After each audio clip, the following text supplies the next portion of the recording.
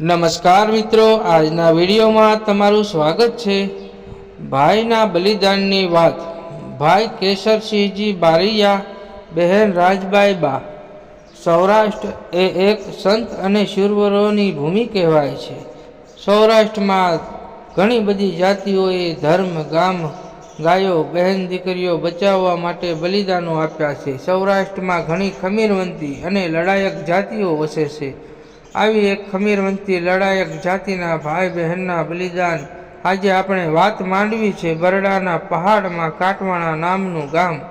ગામમાં રાઠોડ જાતિના સંધી મુસલમાનો રહે। ગામની છાપ બહુ સારી નહીં, પ્રત્યેક ગામની એક છાપ હોય છે। ગામના રહેનારા લોકોના વ્યવહારથી તે છાપ પડી હોય છે।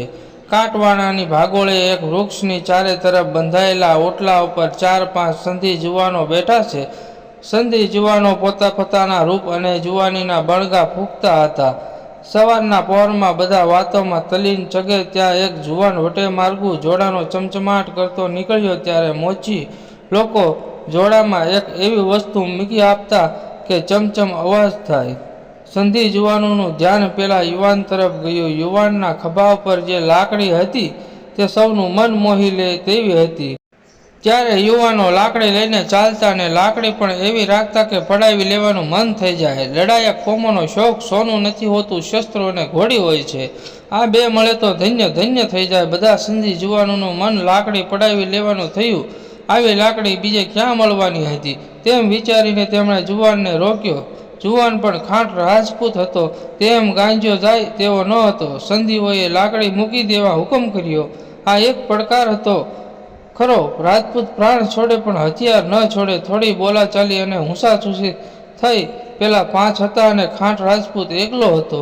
બહાદુરીના 2 પ્રકાર હોય છે, એક ટોળા બહાદુરી અને 2 એકલ બહાદુરી।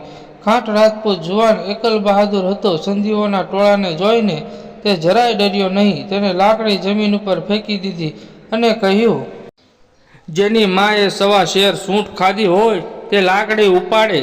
એક સંધી જુવાન ઊભો થયો અને ડોળા કાઢતો લાકડી પાસે ગયો। જેવી લાકડીને હાથ અડાડવા જાય છે ત્યાં ખાંટ રાજપૂત યુવાને ફાંટમાં રાખેલા અણીદાર પાણાનો એવો ઘા કર્યો કે સંધી જુવાન ચીસ પાડીને બેવળ વળી ગયો। ખાંટ રાજપૂત યુવાન માત્ર લાકડીબાજ જ ન હતો, તે પાણાબાજ પણ હતો। તેનું નિશાન અચૂક હતું અને તેનો પાણો બંદૂકની ગોળી કરતાં પણ ભીષણ હતો। પેલા સંધી જુવાનનું કમરનું હાડકું ભાંગી ગયું। હવે બીજાની હિંમત ના ચાલે, બધા જોતા રહી ગયા। ખાંટ રાજપૂત જુવાન લાકડી લઈને ચાલતો થયો, પણ જતા જતા પડકારતો ગયો કે હું પરમ દિવસે મારી બહેનને લઈને આ જ રસ્તે પાછો ફરવાનું છું। મરદના બચ્ચા હોય તો તૈયાર રહેજો। વાત વાતમાં વગર જોઈતા પડકાર ફેંકવા અને જીલવા એ રાજપૂતી કમજોરી કહેવાય। બોલતી મર્દાનગી કરતાં મૂંગી મર્દાનગી વધુ દીપી ઉઠતી હોય છે। બોલતા તે બોલી ગયો, પણ પછી તેને થયું કે વગર જોઈતો આવો પડકાર આપવાની જરૂર ન હતી। આ તો સામે ચાલીને ઝઘડો બોલાવ્યો, પણ જે થયું તે થયું। ખાંટ રાજપૂત જુવાન બહેનના ઘેરે અમરદળ ગામ પહોંચી ગયો। બહેનને તેડવા આવેલા ભાઈને જોતા જ બહેન હરખી ઉઠી। મારો ભૈલો, મારો ભૈલો, મારો વીરો કહેતી સામે દોડી। ભાઈ એક દિવસ અમરદળ બહેનના ઘરે રોકાઈને બહેનને ભાઈની મહેમાનગતિ કરીને બંને ભાઈ બહેન પરમ દિવસે પોતાના ગામ રાણપુર જવા નીકળ્યા। ત્યાં પાછું કાટવાણા ગામ આવ્યું। આમ એ છોકરી કારસો રસી રહી છે ત્યાં પહેલા ભાઈ બહેનને આવતા નજરે પડ્યા। માળે વસન પાળ્યું હો, એક સંધી યુવાન બોલ્યો। ખાંટ રાજપૂત જુવાન વાતને સમજી ગયો। બધા પેતરો બાંધીને તૈયાર બેઠા હતા। બધા સંધી યુવાનો ઊભા થઈ ગયા। સૌના હાથમાં હથિયાર હતા। થોડે દૂર ઊભા રહીને ખાંટ રાજપૂત જુવાને પડકાર કર્યો, શું વિચાર છે?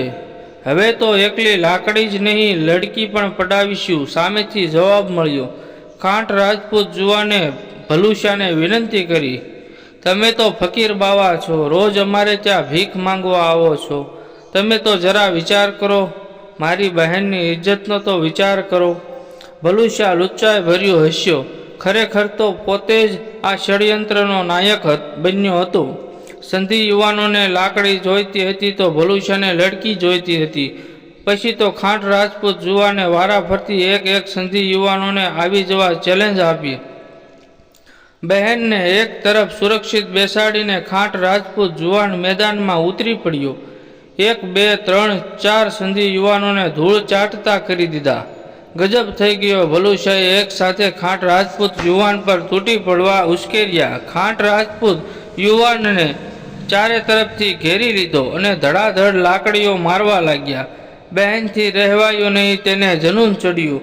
અંતે તો તે પણ એક રાજપૂતાણી હતી. સાડીમાં છુપાવેલી તલવાર કાઢીને તે પણ તૂટી પડી. એક પછી એકને પાડતી તે ભલુશા પાસે પહોંચી અને તાડુકી ઉઠી. ફકીર, અમારું ખાય છે ને અમારી જ ઇજ્જત ઉપર હાથ નાખે છે.